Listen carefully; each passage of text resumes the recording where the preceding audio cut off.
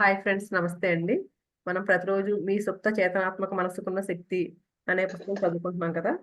నిన్న ఏం చెప్పారు? నిన్న క్లాస్లో అంగీకరించే పద్ధతి గురించి, బౌడైన్ పద్ధతి గురించి, ఆదేశించడం అనే పద్ధతి గురించి, అలాగే ఒక అవిటి మనిషి నడిచాడు అని ఫోన్ పద్ధతి, తర్కించే పద్ధతి, ఇవన్నిటి గురించి మనం నిన్న నేర్చుకున్నాం కదండి. నిన్న మనకు చెప్పారు కదా. ఈ రోజు ఏం చెప్తున్నారంటే, సుప్త చేతన ఎప్పుడూ జీవితం వైపుకే మొగ్గు చూపుతుంది. అంటే మన మానసిక జీవితంలో అంటే 90% ఈ సుప్త చేతనదే. ఈ అద్భుత శక్తి ఉపయోగించుకోవడంలో గనక మనం విఫలమయ్యామంటేనంటే, మన జీవితం ఎంతో సంకుచితమైన హద్దుల లోపల ఉంటూ శాపగ్రస్తమై పోతుంది. అంటే నేరో మైండెడ్ అంటారు కదా! సంకుచితంగా ఉండిపోద్దంటండి అలాగా. ఎప్పుడైతే దీన్ని ఉపయోగించుకోకపోతే, మనం ఉపయోగించుకోవడంలో విఫలమైతే సబ్‌కాన్షియస్ మైండ్ దీనికి ఎంతో పవర్ ఉంది. 90% మన లోపల ఉన్నది ఇదేనంటండి. అందుకని మన సబ్‌కాన్షియస్ మైండ్‌లో ఉన్నవి ఎప్పుడూ జీవితానికి సంబంధించి నిర్మాణాత్మకంగా ఉంటాయంటండి మన మైండ్‌లో. మన సుప్త చేతనే మన శరీరాన్ని నిర్మించింది కాబట్టి, దాని తాలూకా జీవక్రియలన్నిటి ఇదే నిర్వహిస్తుంది. దానికి తెలుసు ఎలా నిర్వహించాలా అనేది దీనికి బాగా తెలుసు. అదే నిర్వహిస్తుంది కాబట్టి, అది రోజుకి 24 గంటలు పనిచేస్తూనే ఉంటుంది. ఫస్ట్ నుంచి చెప్తూనే ఉన్నారు కదండీ! మన సబ్‌కాన్షియస్ మైండ్ ఎప్పుడూ పనిచేస్తూనే ఉంటుంది నిరంతరం అని.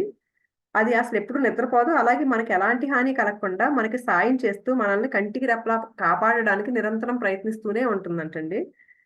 మన సబ్‌కాన్షియస్ మైండ్ అనంతమైన జీవితంతోటి, హద్దుల్లేని వివేకంతోటి సంపర్కంలో ఉంటుంది.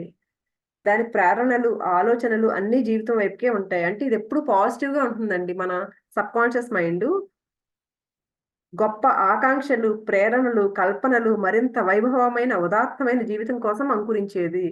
ఈ సుప్త చేతన నుంచే మనకు బాగా లోతైన నమ్మకాలు ఏవైనా ఉన్నాయంటే, వాటి గురించి తార్కికంగా వాదించడం అసంభవమని మీకనిపిస్తే, అది మీ చైతన్యమైన మనసులోంచి వెలువడకపోవటమే కారణం. అవి మీ సుప్త చేతనలోంచి పుట్టినవి. కొన్ని నమ్మకాలున్నాయని ఏం చెప్తున్నారంటేనంటండి ఇక్కడ, కొన్ని మనకి లోతైన నమ్మకాలు, కొన్ని నమ్మకాలు చూడండి మనం ఎంత అసలు వాదించడం అసంభవం వీటి గురించి. ఇది ఖచ్చితంగా ఇదే అని మనం నమ్ముతాం కదా! అవన్నీ అంటండి మన కాన్షియస్ మైండ్‌లోంచి వెలువడలేదంట. మన సబ్‌కాన్షియస్ మైండ్‌లోంచి వచ్చినియి కాబట్టే వీటి గురించి అసలు వాదించడం కూడా అనవసరం. అంటే అంత లోతుగా ఉంటాయంటండి మన నమ్మకాలు. సబ్‌కాన్షియస్ మైండ్‌లోంచి వచ్చినవి.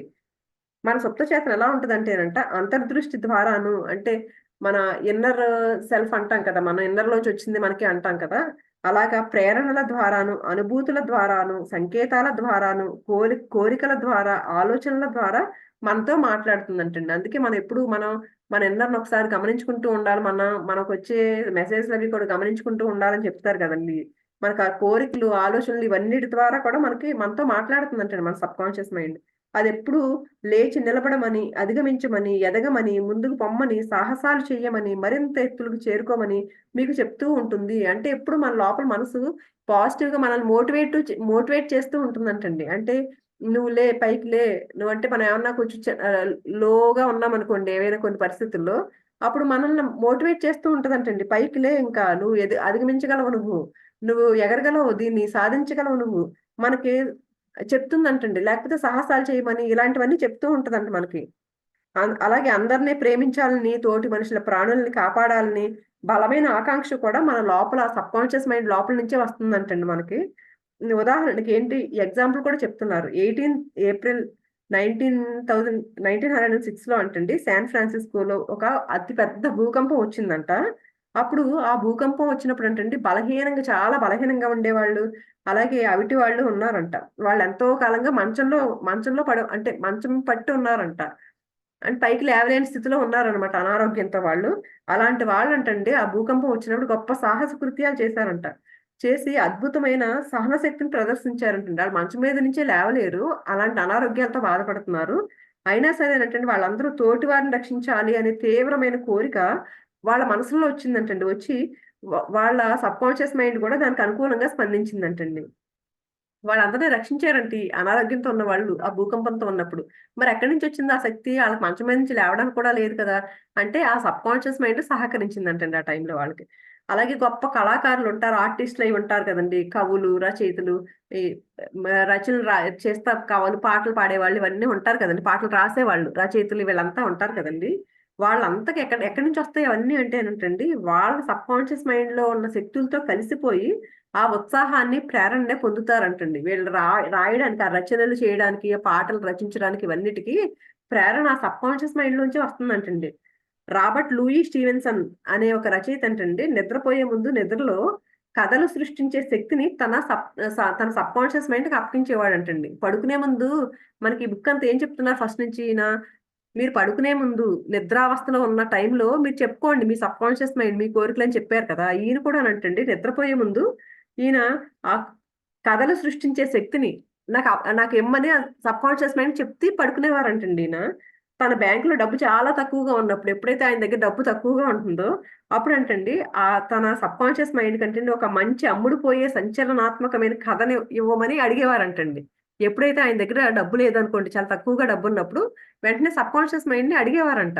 నాకు ఒక మంచి కథను నాకు అందించు అని అడిగేవారంటండి. ఆ లోతైన మనసు కథని అప్పుడు విడివిడి భాగాలుగా బోలెడంత మంచి కథ దొరికేదంటండి అప్పుడు ఆయనకి. ఒక థాట్‌కి తట్టేదంట ఆయనకి.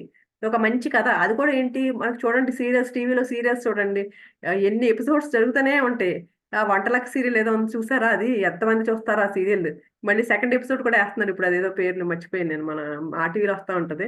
అలాగే ఎన్ని ఎపిసోడ్స్ అయినా సరే దాన్ని మళ్ళీ మళ్ళీ అలా అన్ని ఎపిసోడ్స్ వచ్చేలాగా అలాంటి కథలు దొరికాయంటండి ఈయనకి. ఎప్పుడు సబ్‌కాన్షియస్ మైండ్‌కి అడిగి పడుకున్నప్పుడు మంచి కథ దొరికంటండి ఈయనకి డబ్బులు బాగా వచ్చేవంటండి దానికి. ఒక సీరియల్ లాగా పెద్ద కథ అంది. దానికి బాగా డబ్బులొచ్చేయంటండి ఆ సబ్‌కాన్షియస్ మైండ్‌కి అందించినప్పుడు. దీనిని బట్టి మీ చైతన్యమైన మనసుకు తెలియని విషయాలను కూడా మీ సుప్త చైతన్యం గొప్పగా, తెలివిగా మీ చేత ఎలా చెప్పిస్తోందో తెలుస్తుంది.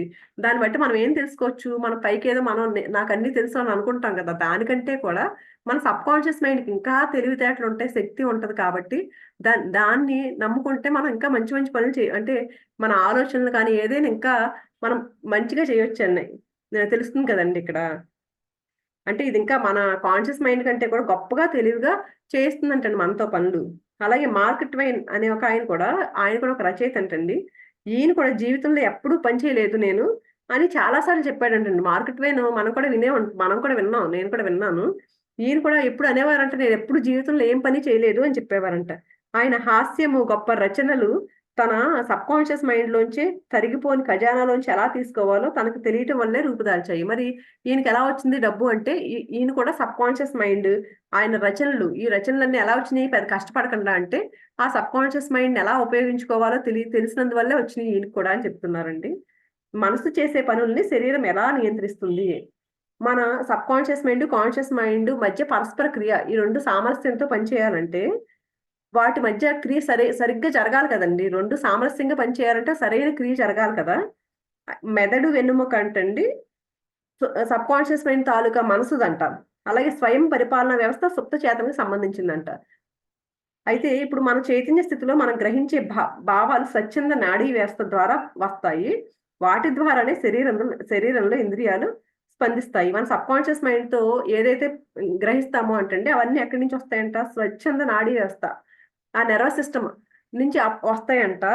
వాటి ద్వారానే మన ఇంద్రియాలు, కళ్ళు, మనం మన చేసే పనులు చేతులు, కాళ్ళు ఇవన్నీ ఉంటాయి కదండీ! వీటి ద్వారా ఇవి స్పందిస్తాయంట వాటి ద్వారా. మీ శరీర కదలికలని మీరు స్వచ్ఛందంగా నియంత్రించగలుగుతారు. ఇప్పుడు మన శరీరాన్ని మన బాడీలో పార్ట్స్ మనం కదిలించగలుగుతాం కదండీ! మన ఇష్టం వచ్చినట్టు మనం ఏం చేయాలనుకుంటే అది చేయగలుగుతాం కదా! దీనికి ఈ సిస్టమ్ ఎలా చేయగలుగుతుందంటే, మనం మెదడుని కప్పి ఉంచే పొరలో ఉంటుందంటండి ఈ సిస్టమ్. ఈ కంట్రోల్ మనం ఎలా కావాలంటే అలా కదిలించడానికి కావాల్సిన సిస్టమ్ అంట మన మెదడుని కప్పి ఉంచే పొరలో ఉంటుందంట. అలాగే స్వయం పరిపాలన నాడీ వ్యవస్థ. దానికి సంబంధించిన క్రియ మెదడులోని ఇతర భాగాల్లో ఉంటుందంట. వీటిలో చిన్న మెదడు, వెన్నెముకతో మెదడు కలిసే భాగం ఎమిగ్డాలా ఈ 2 ఉంటాయంట. ఈ అవయవాలు స్వతంత్రంగా శరీరంలో ప్రధానమైన వ్యవస్థలతో జోడించబడి చైతన్యతతో కూడిన అవగాహన లోపించిన సమయాల్లో కూడా వాటి జీవక్రియలకు ఆధారంగా ఉంటాయి. అంటే ఈ 2 రకాల వ్యవస్థలు ఉంటాయంటండి. ఒకటేమో ఈ మెదడుని కప్పి ఉంచే పొర అన్నారు కదా! అది దాని ద్వారా మన శరీరంలో మన బాడీలో పార్ట్స్‌ని కదిలించగలుగుతామంట. ఇంకొకటి సబ్‌కాన్షియస్ మైండ్‌కి సంబంధించింది. ఈ 2 వ్యవస్థలు విడివిడిగా ఉంటాయి కానీ, అవసరమైనప్పుడు ఏంటంటే 2 కలిపి పనిచేస్తాయంటండి. ఉదాహరణకి ఏం చెప్తున్నారంటే, చిన్న మెదడులో ప్రతిస్పందించే కేంద్రానికి ఆపద తాలూకు అవగాహన అందినప్పుడు సందేశాలు మెదడు పైపొరకి ఎమిగ్డాలాకి పంపబడతాయి. అంటే ఎగ్జాంపుల్ 2 కలిపి ఎలా పనిచేస్తాయని ఎగ్జాంపుల్ ఏంటంటే, చిన్న మెదడులో ఏవైనా ఆపద ఆపద వస్తుంది అని ఏమైనా తెలిసింది అనుకోండి, వెంటనే ఏంటంటే ఆ సందేశాలు మెదడు పైపరకు కూడా అందుకుంటాయంటండి. ఆ ప్రమాదాన్ని కాన్షియస్ మైండ్ లో అంచనా చూసి మనకు తెలిసి అంచనా వేసే లోపే లోపల ఎదుర్కొనే దాన్ని మన లోపల ఏదైనా మనకి ప్రమాదం వచ్చిందంటే మన లోపల కూడా తయారైపోతాయి దాన్ని ఎదుర్కోవడానికి అని. వ్యతిరేకమైన ఏమైనా వచ్చినాయి అనుకో మన బాడీ సపోర్ట్ చేయదని చెప్తారు కదా, లోపలే తయారైపోద్దంటండి. వెంటనే ఎదుర్కొనే శక్తులు ప్రతిస్పందించడం మొదలవుతాయండి మన బాడీలో.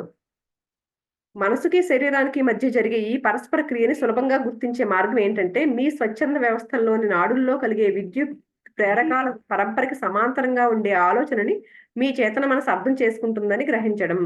అంటే మన లోపల కలిగే ఏదైతే కలుగుతాయో అవన్నిటిని అంటండి మన కాన్షియస్ మైండ్ అర్థం చేసుకుంటుంది అని గ్రహించాలంట మనం. దీనివల్ల మీ అనైచ్ఛిక వ్యవస్థల్లోని నాడుల్లో ఇదే రకం విద్యుత్తు ఉత్పత్తి చేయబడి ఆ ఆలోచన మీ సుప్త చేతనకి అందచేయబడుతుంది. అప్పుడు ఆ ఆలోచన మన సబ్‌కాన్షియస్ మైండ్‌కి అందుతుందంట. ఈ రకంగానే మీ ఆలోచనలు వస్తు రూపాన్ని సంతరించుకుంటాయి. నిజమని నమ్మిన మీ చైతన్యంలోని ప్రతి ఆలోచన మీ మెదడు పొర ద్వారా మీ సుప్త చేతనకి ఆధారమైన మెదడులోని ఇతర అవయవాలకు పంపించబడుతుంది. అదే మీ ఒంట్లోని మాంసంగా మారి మీ ప్రపంచంలో వాస్తవాల రూపంలో తీసుకురాబడతాయి. ఎప్పుడైతే మనం కాన్షియస్ మైండ్‌తో ఇది నిజము, ఈ ఆలోచన గట్టిగా ఎప్పుడైతే నమ్ముతామో అప్పుడు మన మెదడంటండి ఆ పొరల ద్వారా మన సబ్‌కాన్షియస్ మైండ్‌కి తీసుకెళ్తుందంట. మనం గట్టిగా నమ్మిన ఆలోచనలు మాత్రమే మన మెదడు లోపల భాగాలకు తీసుకెళ్ళి సబ్‌కాన్షియస్ మైండ్‌కి అందించబడుతుందంట. అప్పుడు అది మన ఒంట్లో మాంసంగా మారంటండి వాస్తవాలు మన ముందుకు తీసుకొస్తుందని చెప్తుంది కదా! ఎలా తీసుకొస్తుంది అని సైంటిఫికల్‌గా చెప్పారండి. నాకు అర్థమైనట్టు నేను చెప్పానండి. ఎందుకంటే నాకు కూడా సైన్స్ పెద్దగా తెలీదు కాబట్టి నాకు అర్థమైనట్టే నేను చదివాను దీన్ని. శరీరాన్ని సంరక్షించే జ్ఞానం ఒకటి ఉంది. మీరు కణజాలాన్ని, అంగాల నిర్మాణాన్ని అధ్యయనం చేస్తే అంటే కళ్ళు, చెవులు, హృదయం, కాలేయం, మూత్రాశయం మొదలైనవన్నీ అంటే మన బాడీలో పార్ట్స్ ఉన్నాయి కదండీ! ఇవన్నీ కొన్ని కణాల సమూహంతో ఏర్పడి సామూహిక సామూహిక జ్ఞానాన్ని కలిగి ఉంటాయంటండి. ఆ జ్ఞానమే అవి కలిసి పనిచేసేటట్టు చేస్తుందని తెలుసుకుంటారు.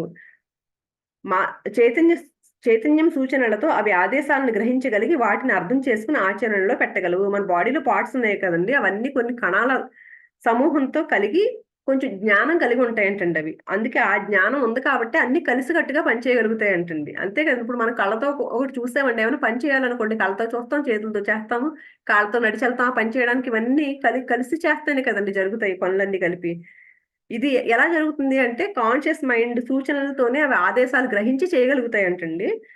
ఏకకణజీవిని జాగ్రత్తగా అధ్యయనం చేసినప్పుడు మీ క్లిష్టమైన శరీరంలో జరిగేదేంటో కనిపిస్తుంది. ఏకకణజీవికి అ అవ అ అవయవాలేమీ లేనప్పటికీ అది మానసిక చర్యలకి, ప్రతిచర్యలకి నిదర్శనాలు చూపిస్తుంది. కదలికకి, పోషకాహారాన్ని తీసుకోవడానికి, దాన్ని వంట పట్టించుకోవడానికి, వ్యర్థ పదార్థాలను బయటికి పంపించడానికి అవసరమైన ప్రాథమిక క్రియలన్నీ నిర్వహిస్తుంది. ఇవన్నీ తెలుసుకోవాలంటే ఏకకణజీవిని చూస్తే గనుక మనకివన్నీ అర్థమవుతాయని చెప్తున్నారండి. మీ శరీరాన్ని, దాని మానాన్ని దాన్ని వదిలేస్తే కాపాడుకునే ఒక జ్ఞానం అనేది ఉందని చాలా మందంటారు. ఒక రకంగా చెప్పాలంటే ఇది వాస్తవమే.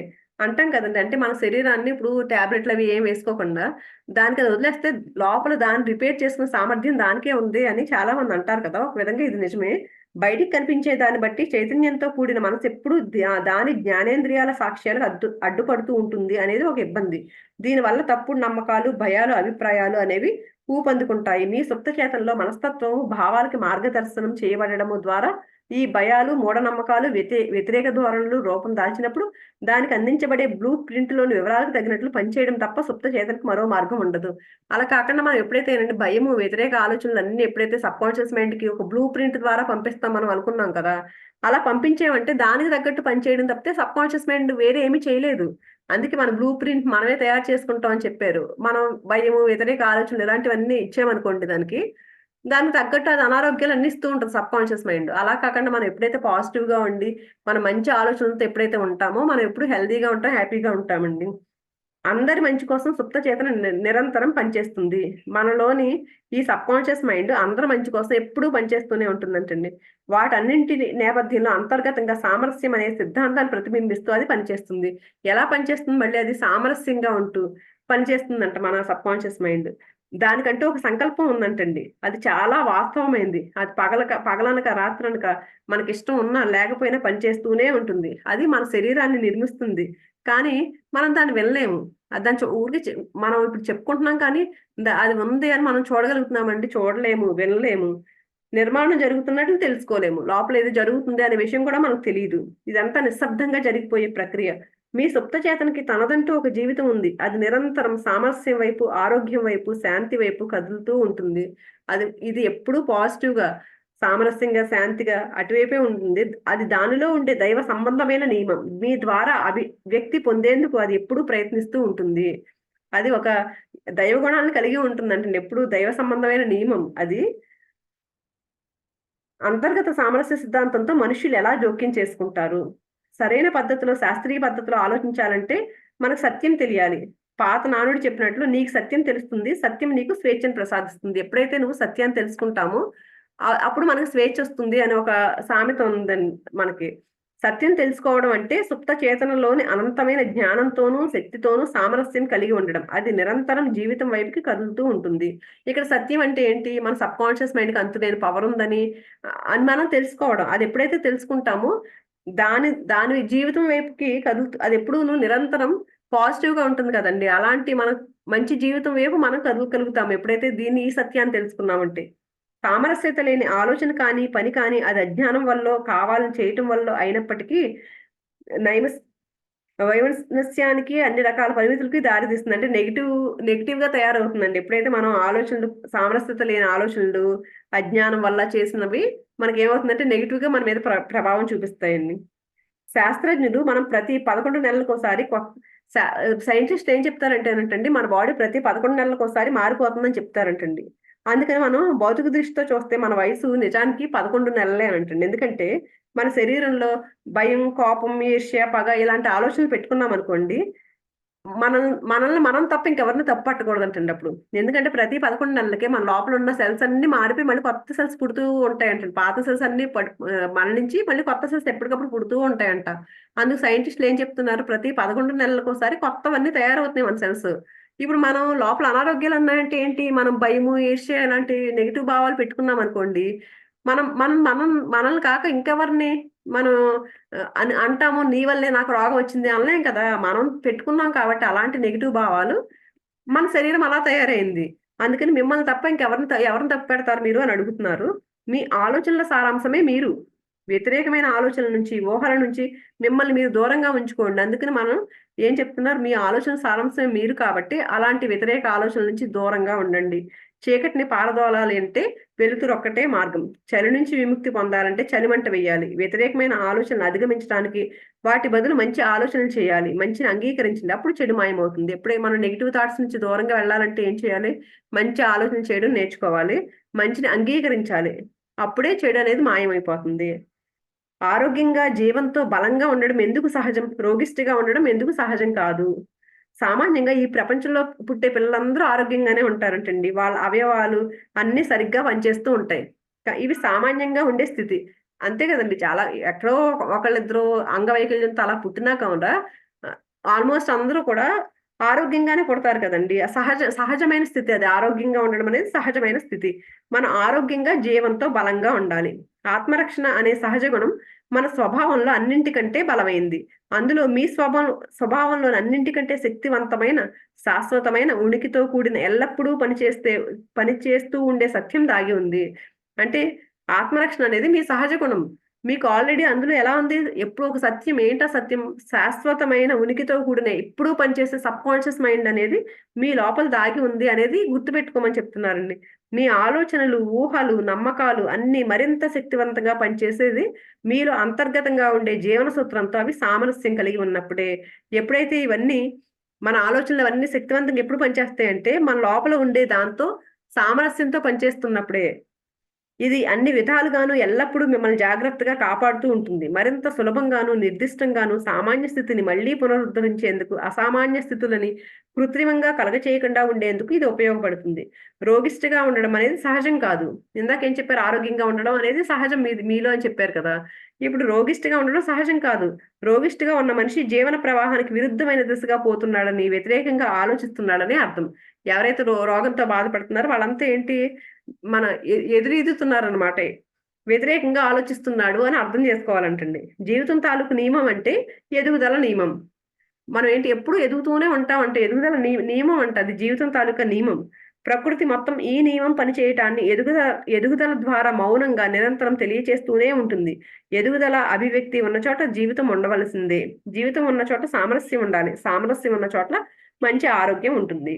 మీ సుప్త చేతనలోని సృజనాత్మక సిద్ధాంతంతో మీ ఆలోచనలకి సామరస్యం ఉంటే మీరు అంతర్గతంగా మీలో ఉన్న సామరస్య సిద్ధాంతానికి అనుకూలంగా ఉన్నట్లే. ఎప్పుడైతే మనం మన సబ్ కాన్షియస్ మైండ్ లో ఉన్న క్రియేటివిటీ, ఆ ఆలోచన, అలాంటి ఆలోచనలతో ఎప్పుడైతే దాంతో కలిసి ఎప్పుడైతే ఉంటామో అంటండి, అప్పుడు మన లోపల ఉన్న సామరస్య సిద్ధాంతానికి మనం అనుకూలంగా ఉన్నట్టంటండి. కానీ సామరస్య సిద్ధాంతానికి అనుగుణంగా లేని ఆలోచనలు మీ మనసులో తలెత్తితే అవి మిమ్మల్ని పట్టుకుని వదలక పీడించి ఆందోళనకు లోని చేసి చివరికి రోగాలను తీసుకొస్తాయి. అలా కాకుండా మనం వ్యతిరేక భావాలతో ఎప్పుడైతే ఉంటామో, సామరస్యం లేకుండా ఎప్పుడైతే ఉంటామో, అవి మనల్ని పట్టుకుని పీడించి రోగాల బారిన పడేస్తాయంటండి మనల్ని.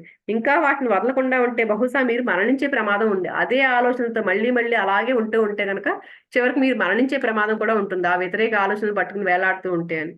రోగాల్ని నయం చేసే క్రమంలో మీ అవయవ వ్యవస్థలో ఉన్న సుప్త చేతనలోని జీవశక్తిని అన్ని అవయవాలకి సమానంగా సరఫరా చేసే అంతర్ ప్రవాహాన్ని పెంచాలి. మనం అప్పుడు రోగం వచ్చిందండి, ఇప్పుడు మనకు తెలిసింది సబ్ కాన్షియస్ మైండ్ లో పవర్ ఉంది, దీని ద్వారా తగ్గించుకోవచ్చు అని తెలిసినప్పుడు ఏం చేయమంటున్నారు? రోగాన్ని నయం చేసే క్రమంలో మీ అవయవ వ్యవస్థలో ఉన్న సబ్ కాన్షియస్ మైండ్ లో ఉన్న జీవశక్తిని అన్ని అవయవాలకి సమానంగా సరఫరా చేసే అంతర్ ప్రవాహాన్ని పంచాలి. మన సబ్ కాన్షియస్ మైండ్ లో ఉంది, ఒక జీవశక్తి ఉంది అని, అది మనల్ని బాగు చేయగలదని చెప్పారు కదా. అందులో ఉన్న శక్తిని అంటే మన అవయవాలన్నిటికీ సమానంగా సరఫరా చేయగలిగిన ఆ ప్రవాహాన్ని మనం పెంచాలంట. భయం, ఆందోళన, విచారం, ఈర్ష్య, ద్వేషం ఇలాంటి వినాశకరమైన ఆలోచనల్ని మనసులోకి రానివ్వకుండా ఉండడం ద్వారా ఈ పని చేయొచ్చు. మరి ఎలా చేయొచ్చు? ఆ ప్రవాహాన్ని, ఆ శక్తి ప్రవాహాన్ని మన లోపల ఎలా పెంచుకోవచ్చు అంటే, ఇలాంటి వ్యతిరేక ఆలోచనలు ఏమీ రాకుండా ఉన్నప్పుడు మనం దాన్ని పెంచొచ్చు అంటండి. ఇవి మీ నరాలని, గ్రంథుల్ని నాశనం చేస్తాయి. ఆ వ్యతిరేక ఆలోచనలు పనికిరాని పదార్థాలన్నింటినీ తొలగించే, క్రమాన్ని నియంత్రించే శరీరంలోని కణజాలం ప్రాణిని నిర్మలంగా ఉంచుతుంది. ఎప్పుడైతే ఇవన్నీ, ఆ పనికిరాని అన్నింటినీ తీసేసామో అప్పుడు మన శరీరంలో అన్ని కణజాలం కానీ ప్రాణిని నిర్మలంగా ఉంచుతుందంట మన బాడీని. పార్ట్స్ వ్యాధి నయమైంది. పార్ట్స్ వ్యాధి అనేది వెన్నెముకకు వచ్చే క్షయ అంటండి. పార్ట్స్ అనే వ్యాధి వెన్నెముకకి వస్తుందంట క్షయ. పిల్లలకి ఇది ఒకప్పుడు పెద్ద బాధగా పరిణమించేదంట. ఒకప్పుడు పిల్లలకు బాగా వచ్చేదంటండి ఈ వ్యాధి. ఇండియానా పోలీస్లోని ఫ్రెడరిక్ ఎలియాస్ ఆండ్రూస్ అనే ఒక పిల్లాడు ఈ రోగం బారిన పడ్డాడంటండి. ఆ రోగం అతని శరీరాన్ని అష్టవక్రంగా తయారు చేసేస్తుందంటండి, అవిటివాణ్ణి చేస్తుందంట. ఈ రోగం వచ్చి అతడు చేతులతోనూ మోకాళ్ళ మీద పాగుతూ నడిచేవాడంట. క్షయ వచ్చేసరికి అతని చికిత్స చేసే డాక్టర్ ఇంకా ఇతను కోలుకోడు అని చేతులు ఎత్తేసాడంట ఆ పిల్లాడిని. ఇంకా ఇతను ఇంతే, ఇలాగే ఉండాలి, ఎప్పుడు కోలుకోడు అని చెప్పాడంట. పాగుతూ ఉండేవాడంట, మోకాళ్ళ మీద చేతుల మీద పాగుతూ నడిచేవాడంటండి. కానీ ఏండ్రూస్ డాక్టర్ తీర్పును ఒప్పుకోదలుచుకోలేదంట. ఆ అబ్బాయి ఏం చేశాడంట, డాక్టర్ ఇంక నువ్వు పనికిరాడు, ఈ అబ్బాయి ఇంక ఇంతే, ఎప్పుడు ఇలాగే ఉంటాడనే దాన్ని ఒప్పుకోలేదంట. ఒప్పుకోకుండా ఏం చేశాడు, ప్రార్థించడం మొదలు పెట్టాడంటండి. తనే సొంతంగా ఒక అంగీకార సిద్ధాంతాన్ని తయారు చేసుకుని రోజు దాన్ని వేయడం మొదలు పెట్టాడంట. తను కోరుకున్న గుణాలని మనసు ద్వారా గ్రహించసాగాడంట. అంటే అతను డాక్టర్ ఏం చెప్పాడు, నువ్వు ఇంకా ఇతను కోలుకోడు అని చెప్పాడు కదా. కానీ ఇతను ఏం చేశాడు, వ్యతిరేకంగా డాక్టర్ చెప్పిన దాన్ని వినకుండా తన అంగీకార సిద్ధాంతాన్ని వల్లి వేసాడంటే, ఏం వల్లి వేసాడంటే, నేను సామరస్యంగా, సంపూర్ణంగా, చక్కగా, బలంగా, శక్తి కలిగి, ప్రేమగా, సంతోషంగా ఉన్నాను. ఈ ఆలోచన అండి అన్ని పాజిటివ్ గా అనుకున్నాడు. తనకు తాను ఎఫర్మేషన్స్ అనమాట. ఇవి ఎఫర్మేషన్ ఇస్తూ ఉన్నాడంటండి. ఏమని, నేను సామరస్యంగా, సంపూర్ణంగా, చక్కగా, బలంగా, శక్తి కలిగి, ప్రేమగా, సంతోషంగా ఉన్నాను అని నిద్రపోయే ముందు, నిద్ర లేచిన వెంటనే ఈ ప్రార్థనను ఉచ్చరించేవాడంటండి. ఇతరుల కోసం కూడా ప్రార్థించేవాడంట. తన కోసం ప్రార్థించడం కాకుండా ఇతరుల కోసం కూడా ప్రార్థిస్తూ ప్రేమ, ఆరోగ్యం గురించిన ఆలోచనల్ని బయటికి పంపించేవాడంటండి. అంటే అసలు నెగిటివ్ ఆలోచనలు అనేవి తీసేసి ప్రార్థన చేస్తూ తన కోసమే కాకుండా పక్కన వాళ్ళ కోసం కూడా ప్రేమ ఆరోగ్యం గురించి ఇలాంటి ఆలోచనలే చేసేవాడంటండి, పాజిటివ్ ఆలోచనలు. మనసు తాలూకు ఈ ధోరణి, ప్రార్థించే విధానము ఎన్నో ఇంతలుగా వాడి దగ్గరికి వెనక్కి వచ్చేయంటండి. ఎప్పుడైతే ఇదే పదే పదే వీటినే అన్నాడో అవన్నీ దానికి తాలూకు ప్రభావం అంతా వెనక్కి తిరిగి వచ్చేదంటండి. అతని నమ్మకము, పట్టుదల మరింత గొప్ప లాభాన్ని అందించినాయి అంటండి. భయం, కోపం, ఈర్ష్య, అసూయ లాంటి భావాలు వాడిని ఆకర్షించినప్పుడు వెంటనే వాడు వాటికి విరుగుడుగా తన మనసులో అంగీకార శక్తిని ప్రేరేపించేవాడు. ఎప్పుడైతే లోపల ఏమైనా నెగిటివ్ భావాలు వచ్చినాయి అనుకోండి, వెంటనే ఆపోజిట్ గా ఏం చేసేవాడంటే ఇతను అంగీకార శక్తిని ప్రేరేపించేవాడంట. అన్ని పాజిటివ్ గా చెప్పుకునేవాడంట. నెగిటివ్ భావాలను దగ్గరికి రానివ్వలేదన్నమాట. అప్పుడు అతనిలో సబ్కాన్షియస్ మైండ్ ఏం చేసిందంటే ఆ ఆలోచన విధానానికి తగ్గట్లే ప్రతిస్పందించిందంటండి. ఆ పిల్లాడు పెరిగి పెద్దవాడు అయ్యేసరికి శరీరం అంత బలంగా నిఠారుగా అవయవ సౌష్ఠవాన్ని సంతరించుకుందంట. అంతకుముందు ఏం చెప్పారు, వక్రంగా ఉంది శరీరం అని చెప్పారు కదా. కానీ ఇప్పుడు ఎప్పుడైతే ఇలా ఎఫర్మేషన్స్ పాజిటివ్ ఎప్పుడైతే ఉన్నాడో, నెగిటివ్ భావాల దగ్గరికి రాకుండా ఉన్నాడో, అప్పుడు ఆ శరీరం అంటే బలంగా నిటారుగా తయారైందంట. బైబిల్లో ఒక వాక్యం చెప్తున్నారు ఏమంటే, మీరు ఎంచుకున్న మార్గాన్ని వెళ్ళండి, మీ నమ్మకమే మీకు పరిపూర్ణత చేకూర్చింది. మీరు ఏ మార్గాన్ని ఎంచుకుంటారో ఆ ఆ మార్గం వెంట వెళ్తే మనం ఏదైతే నమ్ముతామో అదే మనకి పరిపూర్ణత ఇస్తుంది అంటండి. మీ సుప్త చేతనాశక్తిలోని నమ్మకం మీకు పరిపూర్ణత ఎలా చేకూరుస్తుంది? సుప్త చేతనకున్న ఉపశమన శక్తుల గురించి నేను ఇచ్చే ఉపన్యాసానికి ఒక యువకుడు వచ్చాడు. అతను తీవ్రమైన కళ్ళ జబ్బుతో ఈయన ఉపన్యాసాలు ఇస్తూ ఉంటారు కదండీ! సబ్‌కాన్షియస్ మైండ్ గురించి. ఒక యువకుడు విన్నాడంటండి నేను చెప్పింది. చెప్పేది విని ఆయనకి కళ్ళు జబ్బుందంటండి. ఆ కళ్ళ డాక్టర్ ఏమన్నాడంటే, సున్నితమైన చాలా సున్నితమైన ఆపరేషన్ ఒకటి చేయించుకోవాలి. అది కూడా చాలా ప్రమాదకరం ఆపరేషను నువ్వు కళ్ళకి అని చెప్పాడంటండి. ఈయనేం చెప్తాడు, ప్రార్థనకి శాస్త్రీయ ఆధారం గురించి తెలుసుకున్నాడు. ఇతను ఉపన్యాసాలు విన్నాడు కదా! తెలుసుకుని అతను ఆ అబ్బాయి తనలో తాను ఇలా అనుకున్నాడంట. నా సుప్త చేతనే నా కళ్ళని తయారు చేసింది. ఇక అదే నా రోగాన్ని నయం చేయగలదు. ఈయన ఉపన్యాసాన్ని వినేంటంటే దాన్ని బాగా అట్రాక్ట్ అయ్యాడు. నేను కూడా ఇలా ప్రార్థన చేసుకుంటాను అనుకుని ఏం చేశాడు, నా కళ్ళని నా సబ్‌కాన్షియస్ మైండే తయారు చేసింది. కాబట్టి అదే నా రోగాన్ని నయం చేయగలదు అనంటంటే ప్రతిరోజు పడుకునే ముందు మగతలోకి జారి ధ్యాన స్థితికి అంటే నిద్ర లాంటి స్థితికి చేరుకునేవాడంటండి.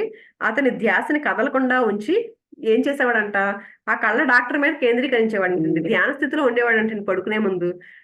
ఆ ధ్యాన స్థితిలో ఉన్నప్పుడంట, ఇతను అక్కడ కళ్ళ డాక్టర్ మీద ధ్యాస పెట్టేవాడంట. ఆ డాక్టర్ తన ఎదురుగా ఉన్నాడని ఊహించుకునేవాడంటండి. ఊహించుకుని ఆయన ఇలా అనేవాడంట, డాక్టర్ ఏమనేవాడు, లేదా వింటున్నాను డాక్టర్ అన్నట్టు గాని, లేకపోతే డాక్టర్ అనడం వింటున్నట్టు గాని ఊహించుకునేవాడంట. ఒక అద్భుతం జరిగింది అని డాక్టర్ చెప్పడం. ప్రతి రాత్రి 5 నిమిషాల సేపు నిద్రపోయే ముందు ఈ మాటలు అతను మళ్ళీ మళ్ళీ విన్నాడంటండి. ప్రతిరోజు ఇమాజిన్ చేసుకునేవాడంట. ఆ డాక్టర్ కళ్ళ ముందు ఉన్నట్టు, లేకపోతే ఇతనితో అంటున్నట్టు, ఏదో అద్భుతం జరిగింది అన్నట్టు ప్రతి రాత్రి అలా అనుకునేవాడంటండి. 3 వారాల తర్వాత అతను మళ్ళీ డాక్టర్ దగ్గరికెళ్ళాడంటండి చూపించుకోవడానికి. ఇలా చేసాడు ఇదంతా ఈ సబ్‌కాన్షియస్ మైండ్‌తో 3 వారాలు ఇలా ప్రాక్టీస్ చేసాడు. చేసిన తర్వాత డాక్టర్ దగ్గరికెళ్ళితే అంతకుముందు కళ్ళను పరీక్షించి ఒక ఆపరేషన్ చేయాలి. చాలా ప్రమాదం ఆపరేషను ఆహ్, అని చెప్పాడు కదా! ఆయన ఇది ఒక అద్భుతం అని ఆశ్చర్యంగా కేక పెట్టాడంట. రోజు ఇతను ఏమనుకున్నాడు ఈ పిల్లాడు, ఇది అద్భుతం అని డాక్టర్ అంటున్నట్టే కదా ఊహించుకున్నాడు. నిజంగా డాక్టర్ దగ్గరికెళ్తే డాక్టర్ అదే చెప్పాడంట. ఎందుకంటే అతను తన సబ్‌కాన్షియస్ మైండ్ మీద ప్రభావాన్ని చూపాడు. ప్రతిరోజు అలా ఇమాజిన్ చేసుకుంటూ ఆ పాజిటివ్ అఫర్మేషన్ ఇచ్చేసరికి దాన్ని నమ్మించేందుకు తన కళ్ళ డాక్టర్‌నే సాధనంగా వాడుకున్నాడు. మా సబ్‌కాన్షియస్ మైండ్ నమ్మించాలి కదా! మనం ఏదైనా అంటారు చూడండి గట్టిగా పదే పదే చెప్తే సబ్‌కాన్షియస్ మైండ్ ఎప్పుడైతే నమ్మిందో అది మనకు వాస్తవ రూపంగా మన ముందుకొస్తుంది అని చెప్పారు కదా! ఇప్పుడు ఏం చేశాడు డాక్టర్‌నే సాధనంగా ఎంచుకున్నాడిక్కడ. ఆ డాక్టర్‌నే ఒక టూల్‌గా చేసుకున్నాడు. చేసి ఆ రకంగా తన ఆలోచనని దానికి అందించాడు సబ్‌కాన్షియస్ మైండ్‌కి. మళ్ళీ మళ్ళీ అనడం, నమ్మడం, ఎదురు చూపుతో అతని సుప్త చేతనని నింపాడు. ఆ సబ్‌కాన్షియస్ మైండ్ అంతా ఆ నమ్మకంతోనే నింపాడు. నింపేసరికి అతని సబ్‌కాన్షియస్ మైండే అతని కళ్ళని తయారు చేసింది. కళ్ళ తాలూకు సామాన్యమైన ఆరోగ్యకరమైన నిర్మాణం తాలూకు చక్కటి బ్లూ ప్రింట్ దాని దగ్గరే ఉంది. మనకు బ్లూ ప్రింట్ ఉంటుంది అనుకున్నాం కదా! మరి ఇదే తయారు చేస్తుంది కదా! మన బాడీని సబ్‌కాన్షియస్ మైండే తయారు చేసిందని చెప్పారు కాబట్టి దాని ఎలా ఉంది దాని దగ్గర బ్లూ ప్రింట్‌లు ఎలా ఉన్నాయి కళ్ళు? చాలా ఆరోగ్యంగా ఉన్నాయి. అలాంటి ఆలోచన ఎప్పుడైతే ప్రవేశపెట్టాడో వెంటనే అది తన కళ్ళని నయం చేయడం ప్రారంభించింది. దాని దగ్గర ఎలా ఉందో కళ్ళెలా ఉన్నాయో అలా ఆరోగ్యంగా దాన్ని తయారు చేయడం ప్రారంభించి ఆ సబ్‌కాన్షియస్ మైండ్‌లోని ఉపశమన శక్తి పరిపూర్ణతని కలిగించింది అనడానికి ఇది ఇంకో ఎగ్జాంపులు అని ఆ ఎగ్జాంపుల్ కూడా చెప్పారండి. ఆ అబ్బాయి ఎగ్జాంపుల్ కూడా చెప్పారు. అంటే సబ్‌కాన్షియస్ మైండ్ పవర్ ఎంతుందా అనేది. నాకు ఒక కథ నిన్నే విన్నానండి. మనకి చెప్తే బావుందనిపించింది. ఒక గురువును, ఒక శిష్యుడు ఇద్దరు నడిచి ఎళ్తున్నారంటండి. గురువుగారు శిష్యుడికి ఒక మంత్రం ఇచ్చాడంట. ఏంటి నేను నా పే నన్ నన్నే తలుచుకో, నా పేరే తలుచుకో ఇంక వేరే మంత్రం ఏం అక్కర్లేదన్నాడంట. సరే అని చెప్పేసి అలా వెళ్తూ ఉన్నారంటండి. ఒక నది దాటాల్సొచ్చిందంట. శిష్యుడు ఏం చేశాడంట, గురువుగారి పేరు తలుచుకుంటూ నది మీద నడుచుకుంటూ ఎళ్ళిపోయాడంటండి. మామూలుగా రోడ్డు మీద ఎలా నడుస్తామో అలా నది నది మీద నడుచుకుంటూ ఎళ్ళిపోయాడంట. ఏంటి గురువుగారు ఏం చెప్పాడు, నా పేరు తలుచుకో అదే మంత్రం అని చెప్పాడు కదా! దాన్ని బలంగా నమ్మాడనమాట. నమ్మేసరికి ఆయన చక్కగా నది దాటి వెళ్ళిపోయాడంట శిష్యుడు. కానీ గురువు దాటలేకపోయాడంటండి. ఆయన ఆయన కింద నీటిలో నీటిలో మునిగిపోయాడంట. ఎందుకంటే మరి గురువుకి ఆయన మీద ఆయనకి నమ్మకం లేదు. కానీ శిష్యుడికి ఏంటి గురువు మీద అంత నమ్మకం. అంటే నమ్మకం ఏదైనా చేస్తుంది అంటారు కదండీ! అలాగా ఈ బుక్‌లో చెప్పేదంతా కూడా అదే కదా! మనం ఎప్పుడైతే బలంగా నమ్మి ఆ సబ్‌కాన్షియస్ మైండ్‌కి దాన్ని అందించామో, ఆ నమ్మకాన్నే అది తీసుకొని దానిలో అంతులేని శక్తిని మనకి విడుదల చేసి మనకి ఏది కావాలో అది మన ముందుకు అందిస్తుంది కదండీ! నాకు ఇది చూస్తే నాకు ఈ బుక్కు సంబంధించింది అనిపించింది నాకు. తర్వాత సమీక్షించాల్సిన ఇంపార్టెంట్ పాయింట్స్ చెప్తున్నారు కదండీ! ఈ చాప్టర్ అయిపోయే ముందు. ఆ పాయింట్స్ అండి.